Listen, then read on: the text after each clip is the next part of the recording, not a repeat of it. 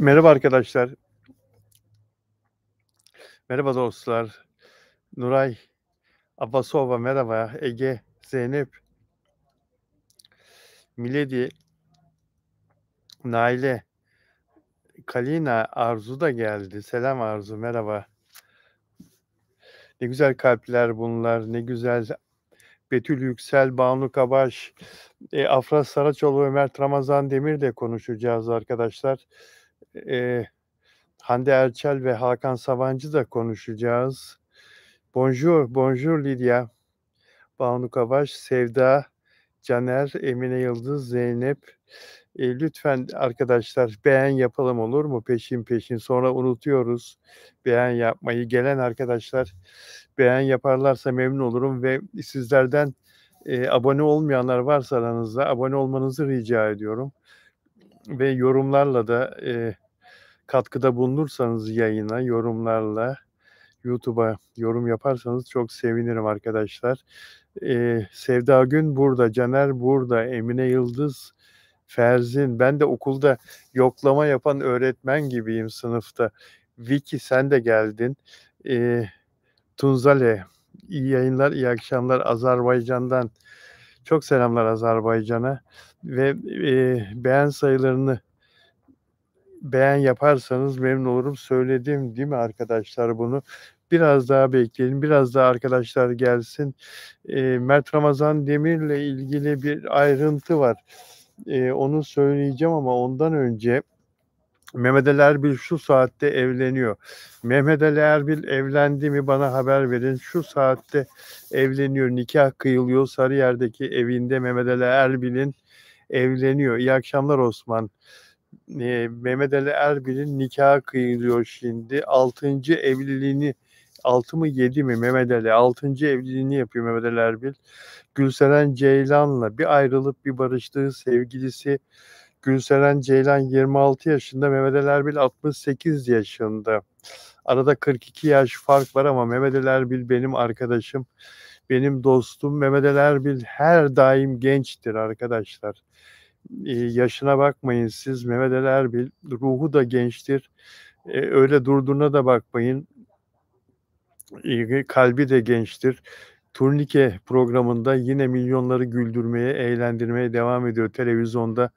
Çok başarılı bir sunucu biliyorsunuz yıllardır aynı zamanda komedi oynayan bir oyuncu Mehmet Ali Erbil ve nikâha Sarıyer'deki evdeki nikâha kızları Yasmin Erbil, Sezin Erbil ve oğlu Ali Sadi Erbil de katıldı. Mehmet Ali Erbil evlatları da evliliğini destekliyorlar. Onların da rızasıyla sevgilisi Gülseren Ceylan'la ki Gülseren Ceylan'la biliyorsunuz basının önünde programlara bağlanıp tartışıyorlardı. Polemik konusu oluyordu ilişkileri. Ayrılıyorlardı, barışıyorlardı, ayrılıyorlardı, barışıyorlardı. Ancak sonunda aşk galip geldi ve birbirlerinden kopamadılar. Evde sade bir nikah töreniyle şu anda evlendiler mi arkadaşlar? Şu anda evleniyorlardı. Şu anda nikah kıyılıyordu. Mehmet Ali Erbil evli bir erkek olarak artık tekrar hayata, aramıza dönecek. Bu sefer boşanma artık. 6. evlilik. Mehmet Ali yeter. Nafaka ödeye ödeye, boşandığın kadınlara para ödeye ödeye bir hal oldun Mehmet Ali yeter. Sen de insan evladısın. Nasıl dayanıyorsun bu kadar çok nafaka ödemeye? Mehmet Ali Erbil benim yakın arkadaşım, sevdiğim arkadaşım. Onun üzülmesini istemem. İnşallah mutlu olursunuz. Üzme kadını da ayrılmayın, boşanmayın. Evli kalın Mehmet Ali Erbil. Salut teste. Aldana. Aldana. Aldana. Hola, hola. Aldana from Argentina. Hola amigo. Servin içi sağlam iyi akşamlar Bilal Bey diyor. Afra Mert Estinjuntos diyor. Afra ile Mert ile ilgili soru. Ha şu sürekli bir hanımefendiyle kavga ediyordu. Onunla mı evlendi? Evet onunla evlendi Elif. Ciddiyim Elif. Evet, Mehmet Ali Bey hiç akıllanmayacak be kardeşim. Umarım mutlu olur ya. Evet, Mehmet Ali onunla evlendi. Kız da aslında iyi bir kız. Mehmet Ali de kızı üzüyordu. Biraz çapkın Mehmet Ali Erbil ya. Erkeğin çapkını da fena oluyor ya. Üzüyordu ama sonra da gönlünü alıyordu, barışıyorlardı. Emine Yıldız Mert'le ilgili ne ayrıntı var diyor. Hepsini konuşacağız. Marcela Aranda merhaba Bilal diyor. From Arjantin. Hola, hola Marcela. Hola amigos. Akile Kabaca merhaba iyi yayınlar diyor. Çok teşekkür ederim. İyi ki varsınız arkadaşlar. Rus yüzücü Nikolay Şiveşnikov'la ilgili hani bu 5 gün önce İstanbul Boğazı'nda uluslararası yüzme yarışmasında 81 ülkeden 2820 yarışmacının katıldığı yüzme yarışmasında İstanbul Boğazı'nda Asya ile Avrupa kıtası arasında karşıdan karşıya 6,5 kilometre yüzme yarışmasında kıyıya çıkmamıştı ya. Herkes çıkmıştı. Onunla ilgili bomba bir iddia var. Onunla ilgili bomba bir iddia var. Şimdi mi söyleyeyim, biraz sonra mı söyleyeyim? İrem Derici şarkıcı, çok sevilen ünlü şarkıcı İrem Derici. Daha dün burada bahsettik arkadaşlar. Daha dün burada bahsettik İrem Derici'nin e, boğazının üşüttüğünü, iltihap olduğunu, kulağının iltihap olduğunu, hastaneye yatırıldığını, serum takıldığını, çok geçmiş olsun dedik. Dün mü, evvelsi gün mü? Anlattım burada, hastaneye kaldırıldı diye. Ne oldu biliyor musunuz? Hastaneden taburcu oluyor, eve gidiyor. Apartman girişinde beklenmedik bir kaza yaşıyor. Ünlü şarkıcı İrem Derici. Çok seviyorum İrem Derici'yi.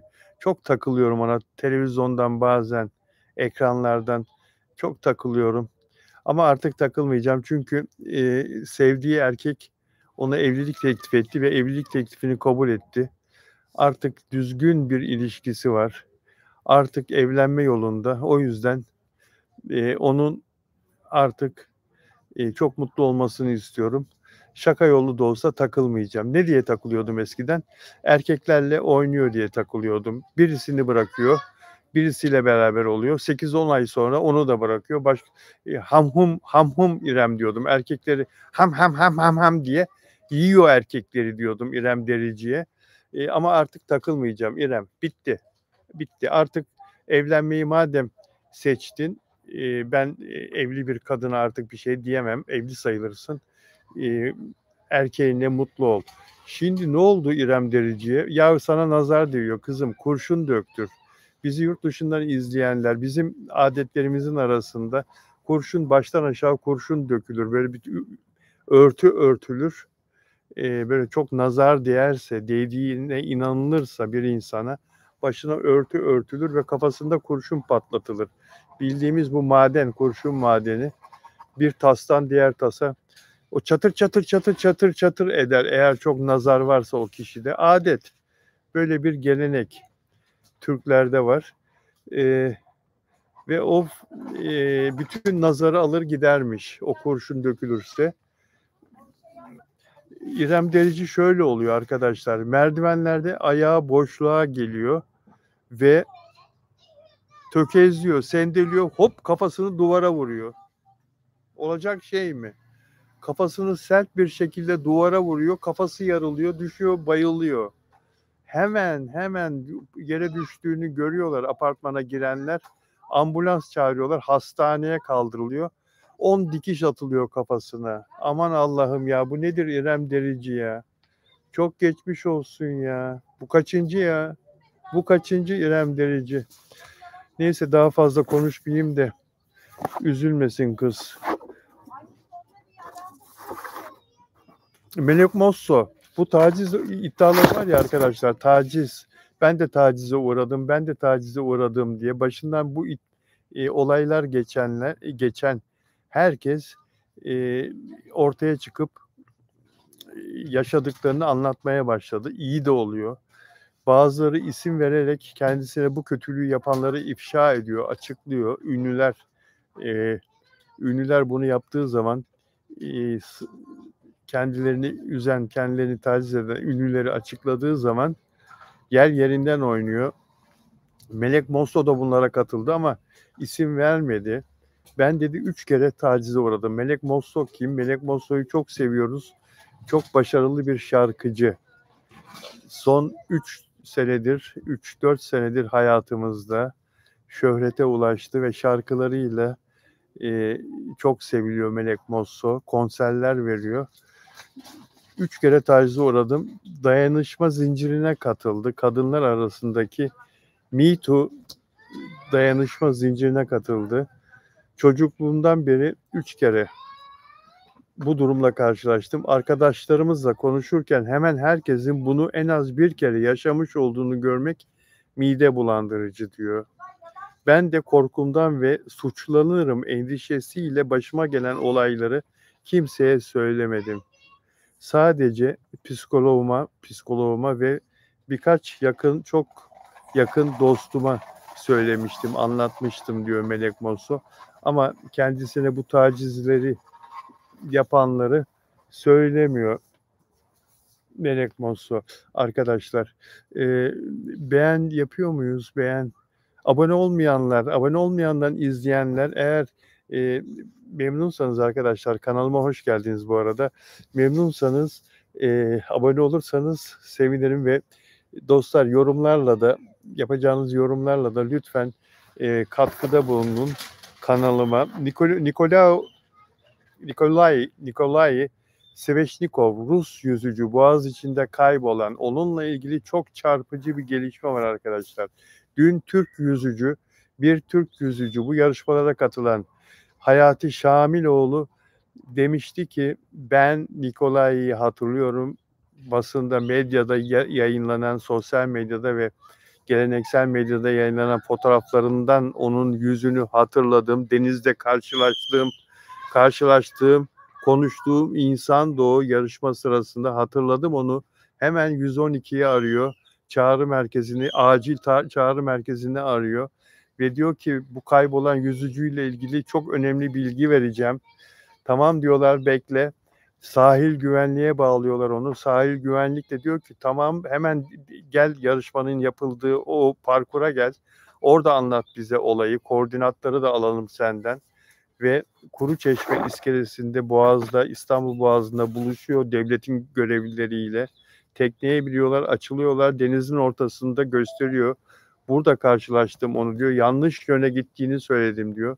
O diyor finişe doğru değil başka yöne doğru hızla yüzüyordu diyor. Çok kuvvetliydi, benden daha hızlıydı.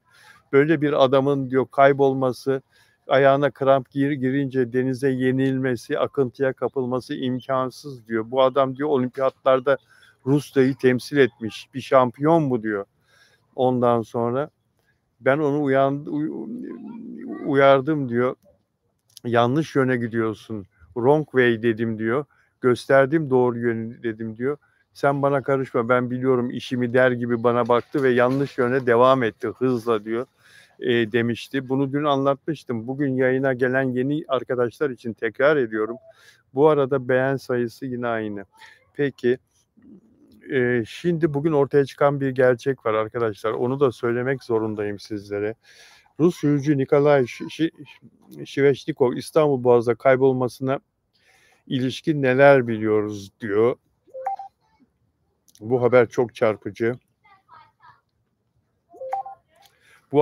Kaybolan arkadaş, bu arada Rusya'dan izleyen çok takipçim var, çok abonem var. Onlar arasında Bilal Bey ne olur bize her gün haber ver diyenler de oluyor. Instagram'dan DM'den yazan bir Rus takipçim aynı böyle söylüyor. Bize vatandaşımızla ilgili haberler ver. Dün YouTube'dan da yine bir arkadaş önceki gün Rusya'dan yazan o da aynı şeyi söyledi. Tabii ki hepimiz insanız ve o da bir insan evladı. Rus, Türk, Fransız, İtalyan asla hiçbir farkı yok. Herkesin sağlıklı olmasını istiyoruz. Herkesin ailesi var, herkesin çoluk çocuğu var. Bu Rus yüzücünün de 9 aylık bir çocuğu var arkadaşlar. Aralık ayında dünyaya gelmiş, baba olmuş. Düşünsenize hanımı perişan, İstanbul'a geldi hanımı perişan. Tekrar Rusya'ya döndü hanımı. Şimdi Nikolay 24 Ağustos Pazar günü her yıl düzenlenen 6,5 kilometrelik Boğaziçi kıtalar arası yüzme yarışına katıldı. 81 ülkeden 2800 kişi katılmıştı ve yarışın bitiş çizgisinde, finish çizgisinde ortaya çıkmadı bu arkadaş. Şimdi burada dün demiştik ki hani yanlış yöne yüzenleri doğru yöne yönlendiren tekneler var yarışta. Olur ya, yarışmacıların önemli büyük bir çoğunluğu yabancı, İstanbul dışından, Türkiye dışından geliyorlar. Parkuru bilmeyebilirler. Yüzerken yönlerini şaşırabilirler. Gerçi çok belli bir istikamet ama olur ya, şaşırabilirler. Bu yüzden demiştik ki bu anlatan Türk yüzücü Hayati Şamiloğlu bu Rus'un yönlendirme teknelerinin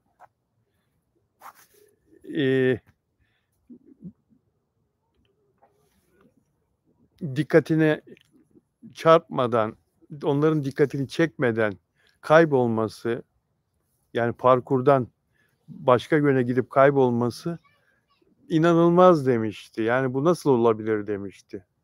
Yönlendirme teknelerinden biri onu görürdü demişti. Bu profesyonel yüzücü acaba kaçmak mı istedi? Yarışmadan kaçmak mı istedi? Parkurun dışına çıkıp sessizce kıyıya çıkıp kaybolmak mı istedi? Zaten Beykoz Cumhuriyet Başsavcılığı da polise emir veriyor. Yarışmanın parkurunu gören İstanbul'daki bu iki büyük köprü arasındaki bütün kıyı şeridini her iki Asya'da ve Avrupa'da kıyıyı gören, yüzücünün çıkabileceği her yeri gören bütün kamera görüntülerini toplayın demiş. Polise savcılık emir vermiş. Ne kadar lokanta varsa ki orada çok restoranlar var kıyılarda. Çay bahçesi, devlet kurumu binası, özel şirket binası, parklar, çocuk parkları ne kadar kamera varsa hepsinin görüntülerini toplayın.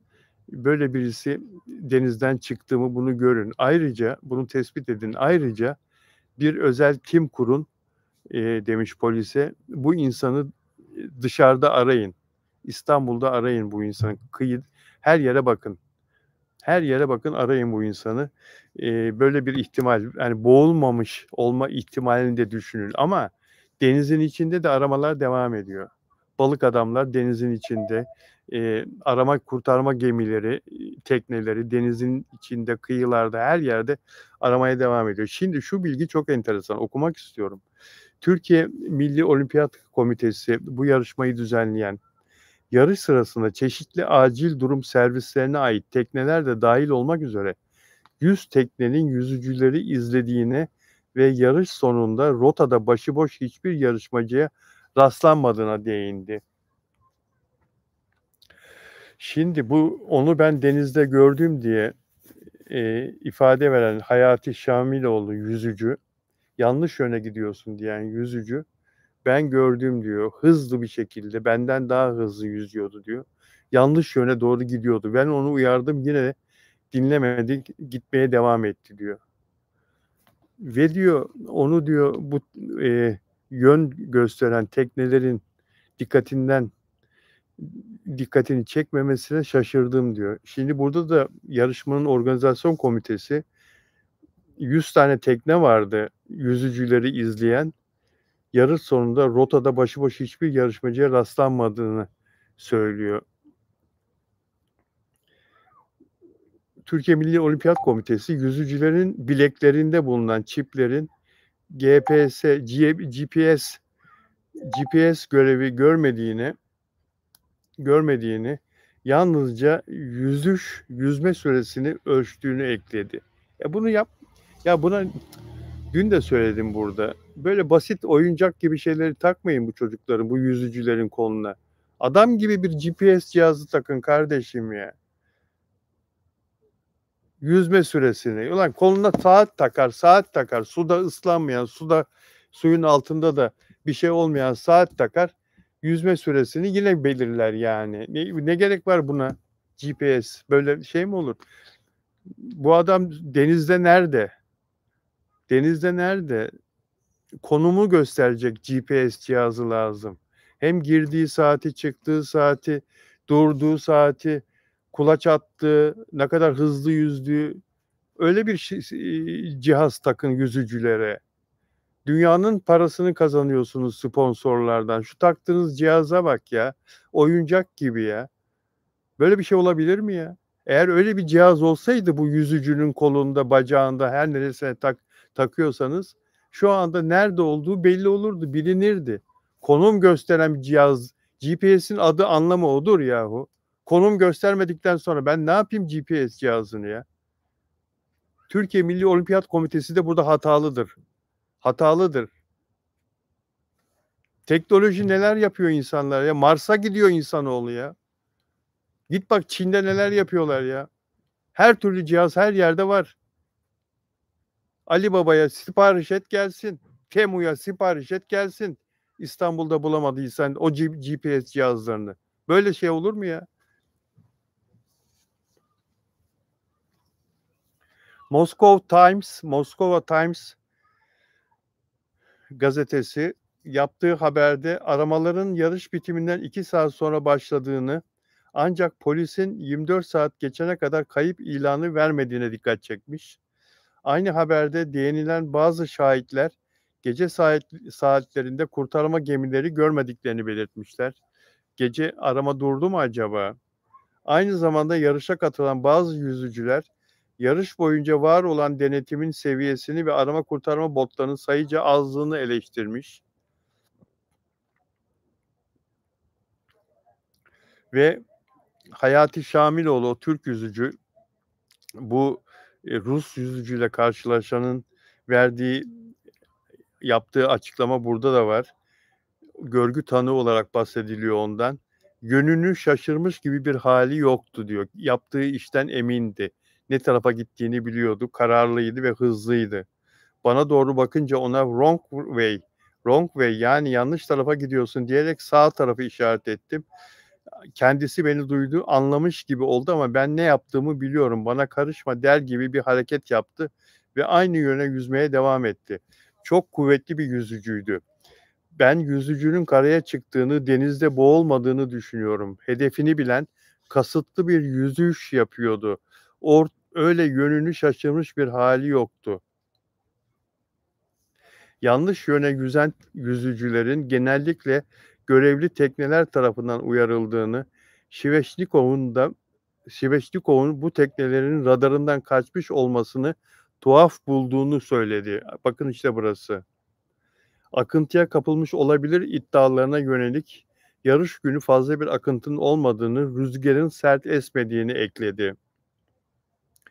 Şimdi çok önemli bir yere geliyorum arkadaşlar.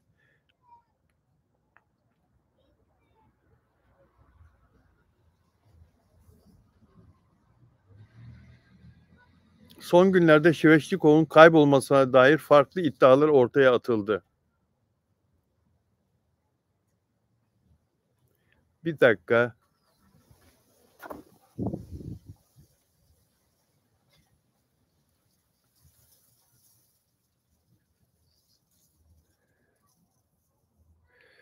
Şiveşnikov'un Rusya-Ukrayna savaşı devam ederken Rusya adına askere gitmemek için yarışı kullanarak kaçmış olabileceği iddiası sosyal medya ve çeşitli haber sayfalarında yer buluyor.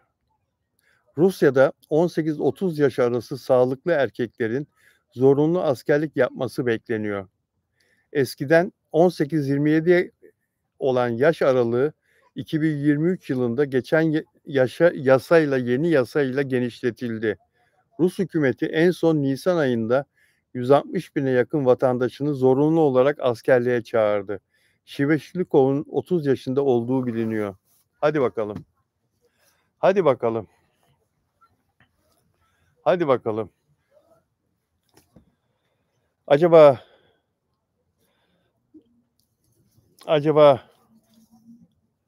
bu arkadaş, bu yüzücü arkadaş, bu hepimizi üzen, hepimizi şoke eden bu arkadaş, bu olimpiyat yarışçısı, olimpiyat yüzücüsü, bu dünya çapında sayısız ödülü bulunan, Bu mükemmel profesyonel yüzücü, Moskova'da binlerce öğrenci yetiştirmiş yüzme okulu sahibi olan bu sporcu acaba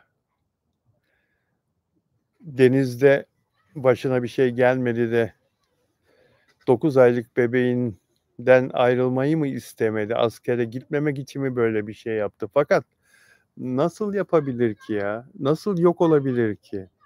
Yani mevcut pasaportunu kullanamaz. Başka bir sahte pasaport yapmış olması lazım Türkiye'den çıkması için, Rusya'ya girebilmesi için.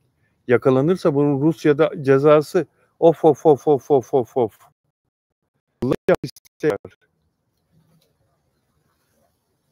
Karısını da habersiz bırakamaz ki böyle bir durumda. Ya Allah korusun. İnşallah böyle bir şey de yoktur. Başına bir şey de gelmemiştir. Bakalım, bekleyelim. Humay diyor ki Ahmedova olabilir. Çoğu gizleniyor Rusya'da askere gitmemek için. Evinden dışarı çıkmayanlar var senelerdir. Humay Azerbaycan'dan yazıyorsun değil mi? Sizler bilirsiniz. Sizler Rusya'ya gidip geliyorsunuz.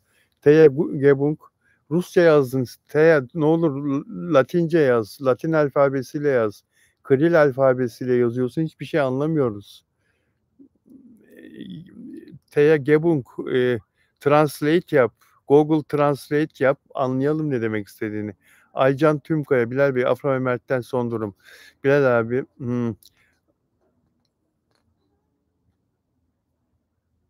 Gülşen diyor ki ülkesinden kaçmış diyor.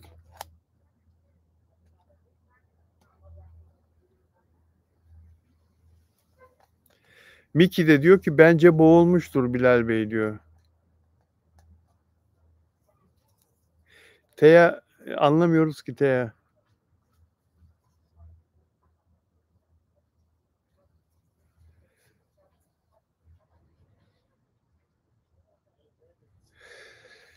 Humay diyor ki evet bir akrabam var. Şahsen ailesi burada. Karısı çocuğu kendisi çıkıp da evden gelemiyor ailesinin yanına.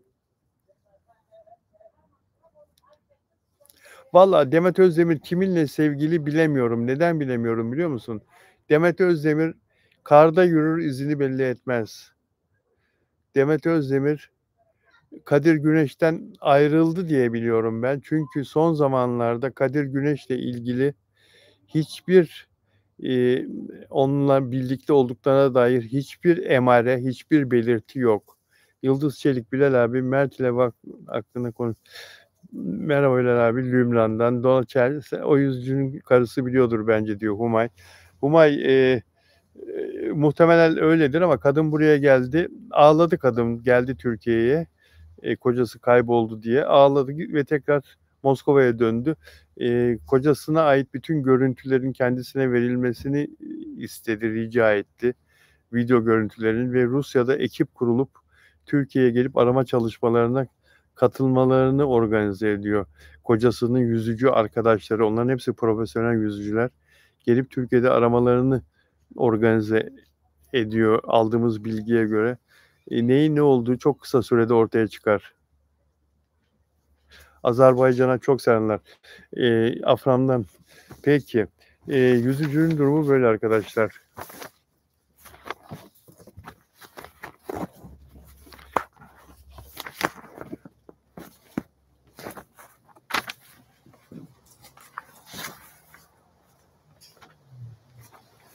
Ya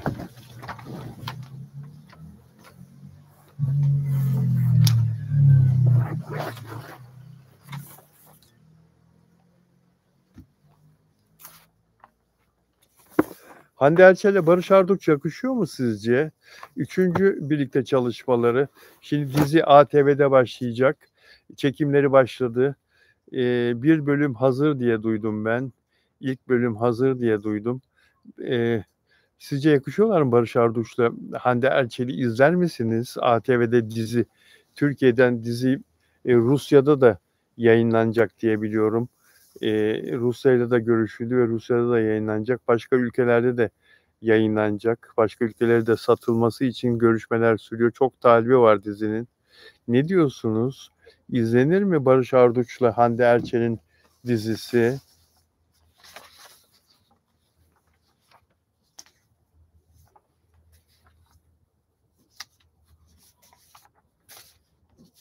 Bu konuda fikrinizi merak ediyorum. Vicky diyor ki hiç yakışmıyorlar. Nelly de Gramaggio, Arjantina, Afra, Manuel Figueroa, Pero, Cerro, ya, translate please, amigos. Vicky, Nail'e diyor ki üçüncü kez partnerlik çok yorucu diyor. Çağatay izleyeceğim onları çok yakışıyorlar diyor. Sevcan diyor ben çok sıkıldım asla seyretmem. Neden seyretmeyeceksin ya? Ne kadar güzel bir kadın Hande Erçel. Barış Arduç da yakışıklı bir erkek ve iyi oyuncu ikisi de. Niye seyretmeyeceksin? Hande Hanım'ın bir dizisi vardı. Karadeniz Kızı mıydı? Biraz izlemişim. Biz daha hiçbir projesini izlemedim. Hele dijitalden sonra gördükten sonra bir daha izleyeceğimi düşünmüyorum. Niye Elif? Onu da yaz. Neden Elif? Servin İşsağlam, ben yakıştıramıyorum. Gülşen Dönmez, çekici gelmiyor, oyunculuğu çok soğuk Bilal Bey diyor. Yani ama ne kadar da çok seviliyor, ne kadar milyonlarca insan hem Türkiye'de hem yurt dışında ve yapımcılar da peşinde koşuyorlar onunla iş yapabilmek için.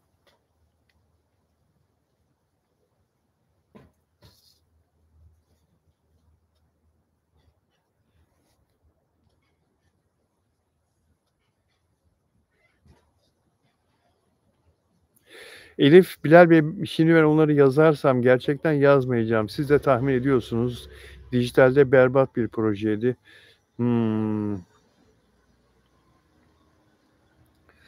Çağatay da diyor ki Hande Erçel çok güzel oyuncu. Hep dizilerini izledim diyor. Hande Erçel'in çok güzel olduğuna ben de katılıyorum. Ve Hakan Sabancı'nın ona yaptığı çok büyük yanlış. Hakan Sabancı'nın annesinin de ona yaptığı çok büyük yanlış. Yani bunu hak eden bir insan değil Hande Erçel. Bugün bir video çektim ve Hakan Sabancı'ya seslendim. Kızları üzmekten vazgeç artık dedim. Yani bu kadar çok ah alma. Bu ahları ne bu dünyada ne öbür dünyada ödeyemezsin sonra. Bu aldığın ahları nasıl üstesinden geleceksin? Yeter artık. Her kuşun eti yenmez. Bak Hande Erçel'e yaptığından dolayı ne kadar çok eleştiri aldın. Bir kendine çekidüzen ver. Ağabeyinin karıştığı çok büyük skandalı konuşmuyorum bile burada. Ama sizler eee, Sabancı ailesi, Sabancı sülalesi olarak hep gelenek göreneklerden bahsediyorsunuz. Yani kendinizin kökeninden bahsediyorsunuz. Ama daldan dala zıplamak, daldan dala o kızı bırakıp öbür kızla ilişki yaşamak, onu bırakıp onunla ilişki yaşamak ve bazı kızları da yarı yolda bırakmak hangi gelenek göreneklere yakışır? Hangi gelenek görenekte var? O kızlar da anne baba evladı. Niye onları üzüyorsun? Abinle beraber el ele verin, hacca gidin, tövbe edin, özür dileyin insanlardan, üzdüğünüz kişilerden, tövbe edin diye böyle bir video çektim, yayınladım. İnşallah buradan bir şey çıkarırlar, kendilerine bir ders çıkarırlar. Abisi de evli barklı adam Hacı Sabancı ama biliyorsunuz bir çocuğu başka bir kadından bir çocuğu daha ortaya çıktı. Önce reddetti, kabul etmedi. Sonra kabul etmek zorunda kaldı. DNA testi, mahkemenin istediği, yaptırdığı DNA testinde o çocuğun babasının Hakan Sabancı olduğu ortaya çıktı. Ya, Hakan Sabancı değil, Hacı Sabancı. Hakan'ın ağabeyi olduğu ortaya çıktı. Sevgili Onur Akay da ben de tacize uğradım diye yazdı. Ya Onur Akay Allah'ını seversen ya. Onur Akay'ın yazısını okuyacağım. Ben de tacize uğradım diye yazdı Onur Akay. Bu arada şurada notlarımda bir ayrıntı vardı. Onu size söylemek istiyorum. Değerli arkadaşlar.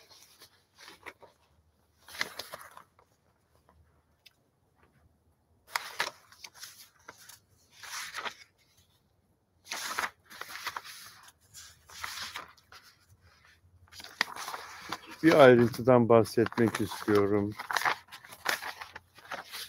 Dün size en popüler kadın oyuncuların listesini anlatmıştım. Sosyal medyada en çok, eee, en çok, paylaşım konusu olan kadın oyuncuları. 1. sırada Afra Saraçoğlu vardı. 2. sırada Hande Erçel vardı ve Demet Özdemir 8. sıradaydı. Yo, 6. sıradaydı. Sinem Ünsal 8. sıradaydı. Eee, Mert Ramazan'la şu anda dizi setinde çalışan Miray Daner de son sıradaydı. Miray Daner'in yanlış yaptığını, Mert Ramazan gibi bir partneri, çok sevilen bir partneri varken kendisinin bunu kullanamadığını ve, sosyal medyada çok zayıf bir paylaşım yapıldığını onunla ilgili, ekibinin iyi olmadığını, hâlbuki Miray Daner'in çok daha öne çıkması gerektiğini söylemiştim. Mert Ramazan Demir'i de aşağı çeker. Partneri, sevilmezse, tercih edilmezse, insanlar partnerinden hoşlanmıyorsa başrol erkek oyuncusunun, eee, yani onunla birlikte ikisi beraber yükselemez ki. Yani diziyi de ikisinin beraber yükseltmesi lazım. Afra ile Mert nasıl uyum içinde birlikte, çalışarak ve ikisi de aynı derecede sevilerek, çok, takdir görerek hem diziyi yükselttiler hem birbirlerini yükselttiler. Hem kariyerleri zirveye çıktı ama Miray Daner'e bakıyoruz, paylaşımlarda çok geride kaldı. Şimdi bugün de en popüler erkek oyuncular listesi açıklandı son bir haftanın. Kim birinci? En çok hakkında paylaşım yapılan, tweet atılan, en çok mesaj atılan sosyal medyada kim birinci arkadaşlar erkek? Devran Yakut, Mert yanlış yaptı. Keşke film oynamasaydı Miray'la. Mert'in Miray Daner yanlış seçim oldu. Maalesef Miray Daner'in ışığı yok diyor. Devran Yakut. Martin de öyle. Martin diyor. Devran Yakut da bu fikirde.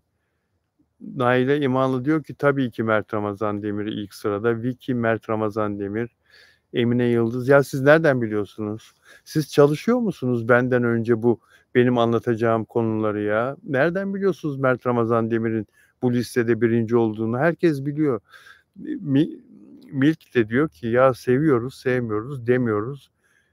Bir zaman sonra sıkılıyor, oynayamıyor. Sadun Akil hayırlı akşamlar. Hayırlı akşamlar. Belkıs Atakay Miray'la güzel değil. Çiğdem Aslan'ın her zaman diyor. Çiğdem evet diyor. Emine Yıldız X'te görüyoruz diyor. Yegane Oasimova selam diyor. Aleykümselam. Naile İmanlı takip ediyoruz, görüyoruz Bilal Bey diyor. Patricia Alba Ortega. Hola, hola, hola. Hola Arjantina. Miray diyor no, no diyor. Bak Patricia da Miray no diyor. Mert karizma diyor. Bak anlıyorum İspanyolcuyu artık az çok. Sevcan Ersoy Arfa'yla da oynasaydı yıkılırdı buralar. Hem de nasıl yıkılırdı ya. Hem de nasıl yıkılırdı. Dilya Onur Bey dün Pelinçiğinde açıkladı. 19 yaşındayken usta sanatçı hala yaşıyor dedi Bilal Bey. Emine Yıldız X'te görüyoruz. Önce haberler geliyor.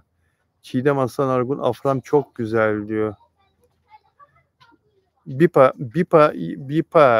Bipa yazıyorsun ama Kiril alfabesiyle yazıyorsun. Teşekkür ederim katkıda bulunduğun için yayınıma. Ve bak kaç satır yazmışsın? 5 satır. Kim bilir ne kadar güzel şeyler yazdın. Ama Translate'ten çevirip de buraya yapıştırsan o kadar güzel olacak ki. Hepimiz anlayabileceğiz ne yazdığını. Şimdi kimse anlayamıyor.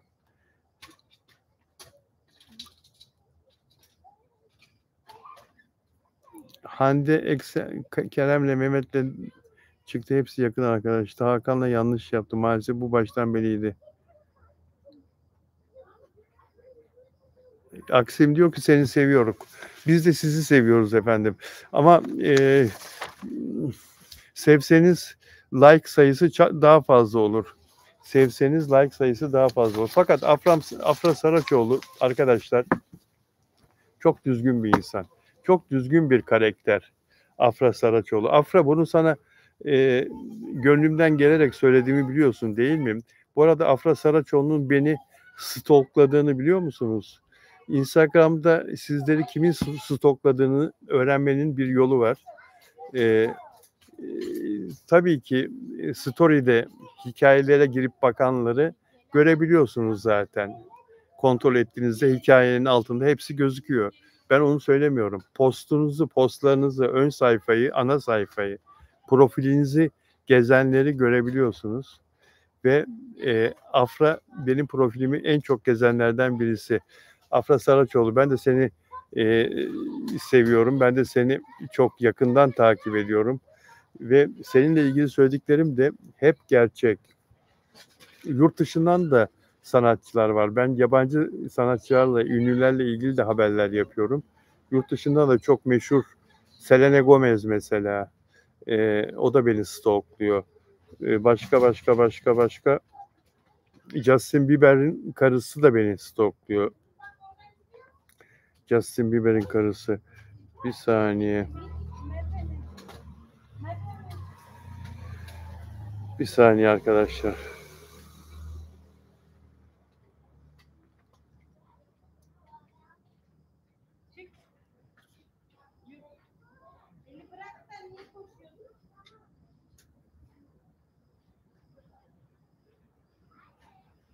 Yani evet, Afra'nın çok karakterli bir insan olduğunu içimden gelerek söyledim.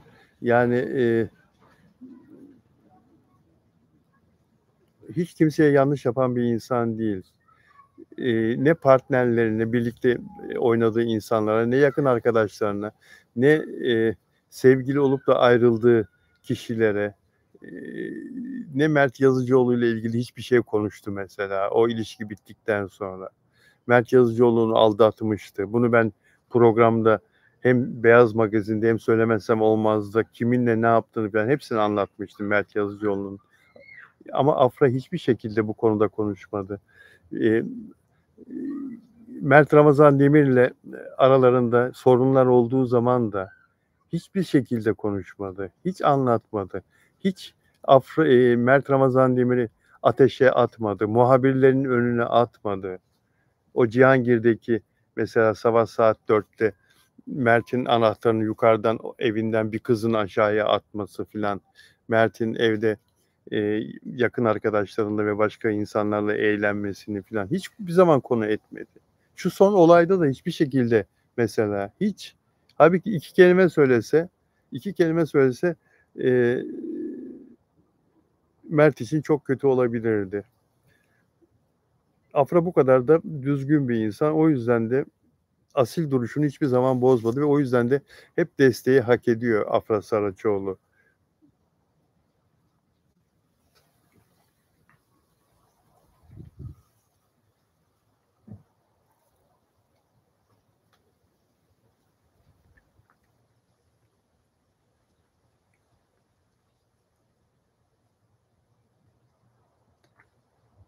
Sonra Bali Adası dönüşünde, Bali Adası'nda Mert yaramazlıklar yaptı. Oradan döndükten sonra da mesela Mert Ramazan Demir'i korudu. Hiçbir şekilde Afra hiçbir kameraya, hiçbir mikrofona hiçbir şey söylemedi. Hiçbir ima. Ya insanlar nasıl imalarda bulunuyorlar görüyorsunuz story'lerde filan. Başkasının sözlerini alıyorlar, tırnak içinde yayınlıyorlar. Altına katılıyorum diyor, bilmem ne filan diyor. Hiç Afra'dan bugüne kadar böyle bir şey gördünüz mü, duydunuz mu arkadaşlar? Ne kadar gururunun incindiği günler oldu. Hatırlayın. Nasıl böyle yalnız bırakıldığını hissettiği günler oldu. Hiç Afra böyle bir şey yaptı mı?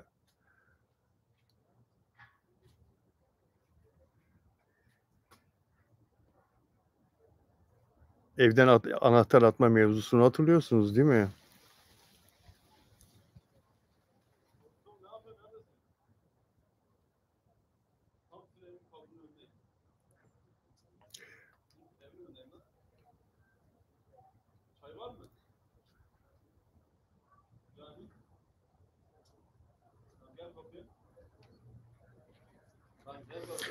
Yani, Mert de zaman zaman ya bu bizim, sevdiğimiz insan diyoruz Mert Ramazan Demir'le ilgili. Ya diyoruz çok aslında, tatlı bir çocuk ama işte biraz, hafif, heyecanlı, gençliğin verdiği, delikanlılığın verdiği bir coşku var içinde.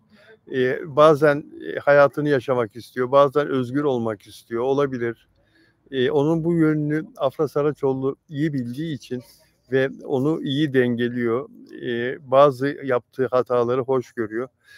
Çok şükür ki şimdi ikisi de birbirini çok iyi anladı ve ikisi de, birbirine karşı şu anda, eee, o eski sıcaklığa sahipler. Ancak sizlerin çok, doğru bir istemi var. Çok haklısınız o konuda. Yani diyorsunuz ki madem bunlar barıştı, madem bunlar sevgililer bunu görelim, bize göstersinler. Eee, Hiç değilse bizim karşımıza el ele bir fotoğrafla çıksınlar. Son derece haklısınız ama, gelin görün ki bu onların kararı. Biz buradan istediğimiz kadar bunu böyle yapın diyelim, onlar yine bildikleri gibi yaparlar. Eee, Sorumlu oldukları yapımcılar var, sorumlu oldukları menajerler var, sektör var, oyuncu kadroları var. Onlarla beraber ekmek yiyen yüzlerce insan var. Tabii ki, eee, sizler de haklısınız. Hayranları olarak onlar hakkında en doğru bilgileri almak istersiniz. Mesela en basiti ayrıldıklarını, dizi bittiği zaman dizinin bittiğini hiçbir şekilde sizlerle paylaşmadılar. "Alasmadık, biz bitirdik, çok teşekkür ederiz." demediler. Bunlar hataydı. Bunlar yanlıştı. Ama çıkıp bir konuşsalar bunun nedeni neydi? Bu yanlışı yapacak insanlar değil onlar. Bunu kim istemedi? Menajerler mi istemedi? Kim istemedi bunu? Bunu çıkıp söyleseler kendilerini temize çıkarırlar. Her neyse dostlar, iyi ki varsınız. En azından takipleşsinler diyor Günel Eliyava. Takipleşsinler diyor Günel Eliyava. En azından takipleşsinler diyor.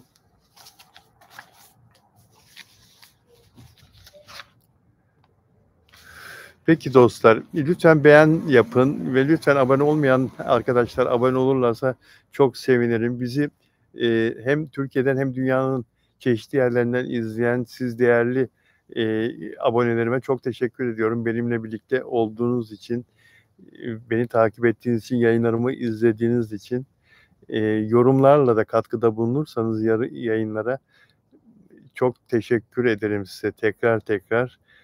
Mert hakkında bir şey söyleyecektiniz, diyor Vicky. Vicky, işte konuştuk aşağı yukarı hepsini Vicky. Yeni bir şey var mıydı Mert hakkında söylemem gereken? Bir dakika düşüneyim. Bugün çok şey konuştuk. Hatta bazı, haberleri yarına bıraktım. Çok önemli değildi ama baktım. Çok önemli detaylar değildi söyleyeceklerim. Mert hakkında Allah kuvvet versin Mert'e. Şu anda çalışmaları devam ediyor. Onunla ilgili söyleyeceklerimizi söyledik arkadaşlar. Eee, Dotaşsel, Jamester. Polonya mı Jamester? Kırmızı beyaz görüyorum değil mi? Bakmaktan gözüm de bozuldu. Kanada'dan greetings diyor Boguslava. Boguslava merhaba, hello. Sıla Deveci, Mehmet Ali Erbil evlendi. Evet Sıla evlendi değil mi? Biz oturduğumuzda nikah kıyılacaktı. Demek evlendi. Lisangela Ortiz,